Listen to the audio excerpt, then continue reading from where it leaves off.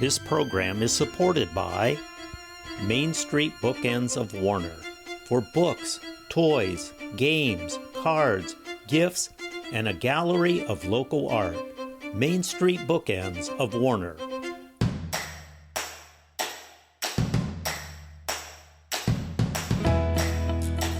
Welcome back to Yankee Chronicle. I'm your host, Abby Peel, coming to you from the First Baptist Church right here on Main Street in New London. You know it well if you drive down Main Street. And I'm now joined by Pastor Charles Glidewell here. Hello, Pastor Charles. Hi. How are you? I'm doing terrific. Thank you for hosting us. It seems about this foliage time every year we come and say hi to you. We're making a habit of this. I love it. Let's get right into it because there's a lot happening here. You just recently had your Faith in Blue event that we talked to you about a few weeks ago, but how did it go? Yeah, our third annual. It went well. One of the things that we were pleased with this year is Chief Cobb wanted to reach out to some of the other police municipalities. And so it wasn't just New London. We had representation from some of the surrounding police stations. Amazing. So Talk about the importance of that event. Why partner with the police station? Yeah, so actually this is an event that occurs nationally. I didn't know anything about it. The chief reached out to me, said, hey, there's this thing called Faith in Blue. Would you like to maybe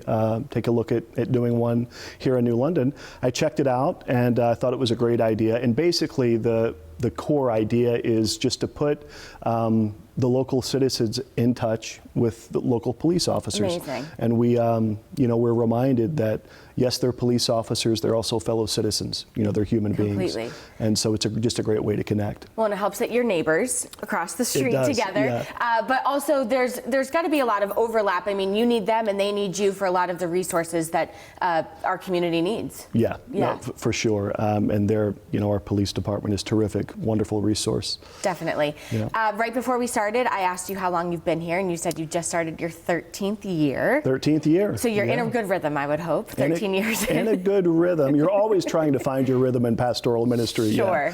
Yeah. But it's been a terrific ride so far. Amazing. Talk about some of the things happening here at the First Baptist Church, what's coming up. You have a new minister here as well that We do, joined. yeah. So we've got an assistant pastor. He just finished his first year. Great. He's finding his rhythm as well. Yes. Tim Smith, he and his wife, Courtney, they moved up here from New Orleans. Okay. And they're liking the change. That's a lot to get used to. Have they done a winter yet? Or are they have. Okay. They've done a winter yet, and I let them know that every winter is a little bit different. Yeah. So don't ever base the coming winter on the last winter, because like every season, hold on right? tight and see what you get to. Exactly. Yeah. But no, things are going well. The good thing about having an assistant pastor is the idea is that we can do more. We can reach out more. Sure. And so we're excited about that. Our mission statement is grow, love, serve. And people around here, I will say, at FBC love to serve. We are always having conversations that revolve around what can we do to help. Definitely. How can we be a presence in people's lives, in the community, to add value, Sure. to give hope, to be peacemakers, to introduce people to the gospel. Whatever way we can do that, we're glad to do it. One of the things that we're doing is again, this is our third year to do this. We are on Halloween. We know how much fun we have around here. Yes. The congregation is always so good to entertain my ideas.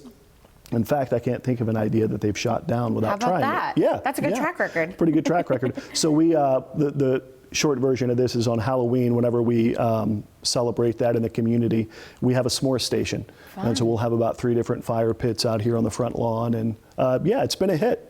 People like s'mores. People love s'mores. They love graham crackers, marshmallows, sugar. and chocolate. Yeah. What could go wrong? and it's funny, they either do that on their way in or on their way out. As the kids are hitting the absolute peak of the sugar intake. Yes. Exactly. You're the place to stop. Yeah. Talk about the 2 services that you offer on Sundays, because I think that's something that as a kid, I only knew of the one at 9 a.m. on a Sunday, and now you've included this other part of it too. And I think it's important for our viewers to know that there's 2 services that people can join. Yeah, out of curiosity, what was that one service like? Did it feel pretty traditional? Yes, exactly. I was going to say traditional, yeah. And so I love traditional services. One of the things that I think the church has found over the years is there are a wide range of sensibilities, Sure. and tastes, if you will. And, different things speak to different people. And so we do have 2 different services, and they're quite distinct. So our 9 o'clock service is a traditional service. I wear, vestments. We have music played on the organ, Sure. traditional hymns, which I personally love.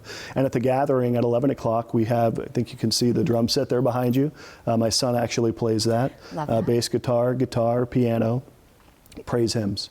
Amazing. And, the sermon is the same for each service, but each service has its own distinct feel. Yeah, kind of great to give people a sense of figure out what you like. Yeah, exactly. And 11 o'clock, both of our services are casual in the sense that we truly mean it when we say come as you are. Right. The 11 o'clockers, I think, maybe feel a little more comfortable leaning into that, come as you are. Sure. Shorts, shirt, depending on the weather. Very casual. Very casual. Before I let you go, my favorite Christmas tradition is to come to Christmas Eve here. Yeah. I have done it. I am 32 years old, and minus 1 year of COVID, I have come for 31 years. Yeah. Talk about just the celebration that you do to end Christmas Eve every year here. That is a special service, isn't it? It's a wonderful thing. For me to kind of step into, knowing the history that this church has done that for I don't know how many years. A long time. A long time. And so for me to be able to step into that and lead people in worship on Christmas Eve is really wonderful. Of course, we'll plan on doing it again. The readings, the wonderful hymns that we sing, the candle lighting at the end. Breathtaking. I don't remember why we did not end up having the living creche last year. I believe weather. I think it was weather. Yeah. And some of my own people here, they were really disappointed, and they talked about back in the day how they did not let weather stop them.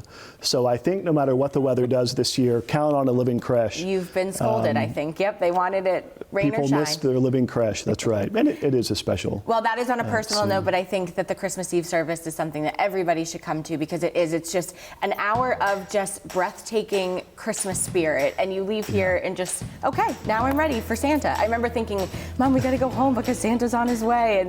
And so such a fun way to celebrate Christmas every single year. It is. Pastor Glidewell, always great to chat with you. When we return, Laura will be back on the road at the Kearsarge Regional Middle School, visiting the efforts to bring students closer to real-world applications of their learning. We'll be back after these messages from one of the businesses that underwrites your Yankee Chronicle on YCN, your local view.